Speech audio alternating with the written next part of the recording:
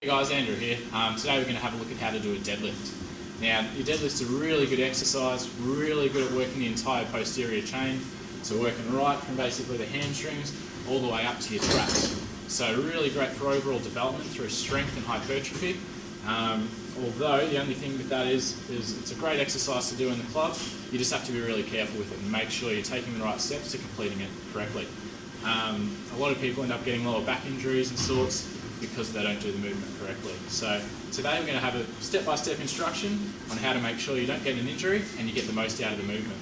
So firstly, coming up to the bar, feet roughly shoulder width apart, just something nice and comfortable, just feels natural for you to be standing there. Next, bringing the bar into your shins.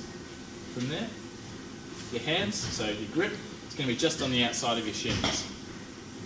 Make sure your hips are nice and low, make sure they're not staying up high. So hips nice and low so you can be explosive right out of the blocks and make sure you're working your legs as well as your back at the top of the movement. From there, pretty much the most important note for today is your back. So you need your back to be nice and straight. Just imagine that someone's tied a broom to your back or just a pole and it's keeping it nice and straight throughout the whole movement. So hands at the side, bringing hips down, lower back nice and straight, keeping the chest proud. And from there, driving up and locking out. Slowly control it down, rinse and repeat.